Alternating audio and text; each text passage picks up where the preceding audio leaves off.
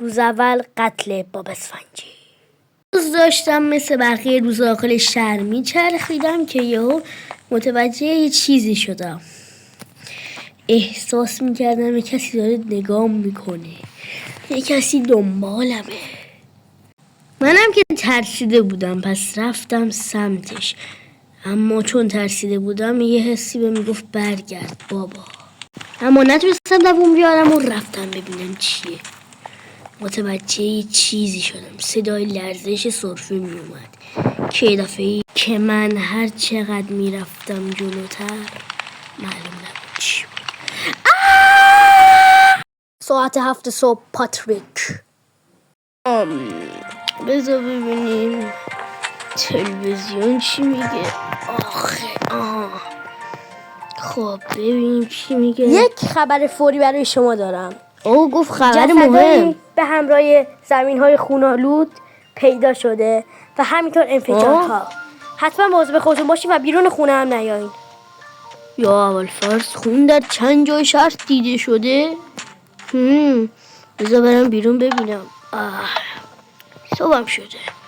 من برم خونه باب اسفنجی. باب اسفنجی.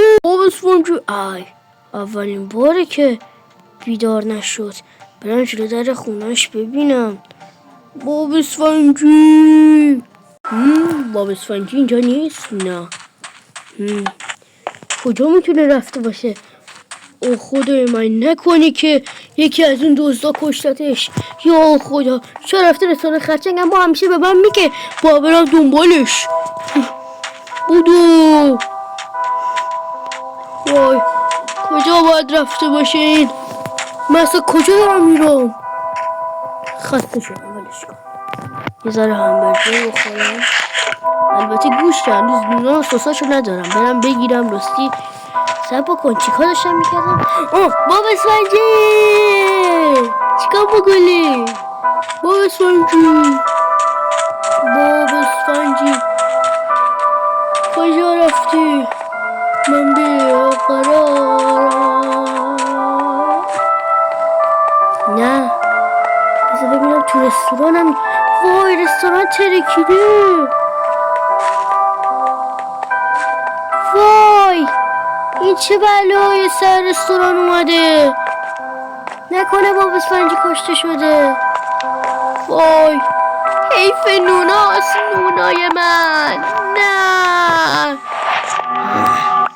به خاطر شما نونا، فقط به خاطر شما، به خاطر شما انتقام میگیرم. تبره کجا رفت؟ مهم نیست، ولش کن. بذار برم دنبال باب اسفنجی بگردم، شاید اتفاقی افتاده باشه. من برم. باب اسفنجی با نون هم دارم، بیا پیدات میکنم. شاید اون طرفی رفته. آره، باید برم اون ور. ذره نون بخورم. خب حرکت میکنم، دارم میام. البته اینا رو بازم داخل اینونتوری. خب حالا اومدم. به به، بازم همون موقع اختاپوس. رستوران خرچنگ که ترکیده. این از اون اتفاقات عجیبه. بذار ببینم. هی، تو کی هستی اونجا چیکار؟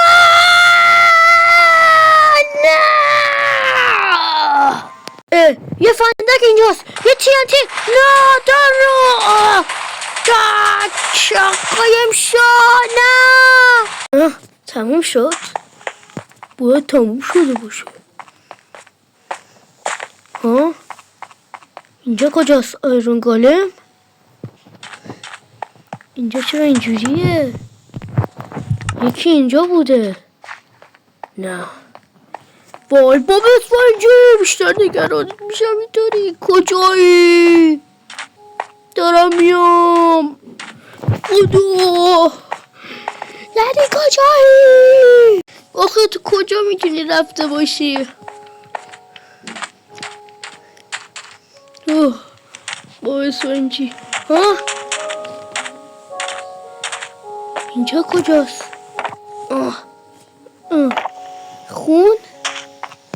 تو نباید اینجا میومدی. تو کی هستی؟ وای اینجا خونه. وای اینجا خونه.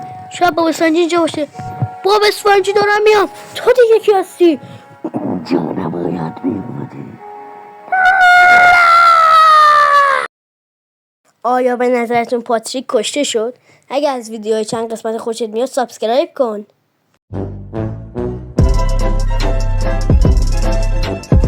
اگر از این ویدیوی داستانی خوشت میاد حتما داخل کامنت بگو و سابسکرایب کن.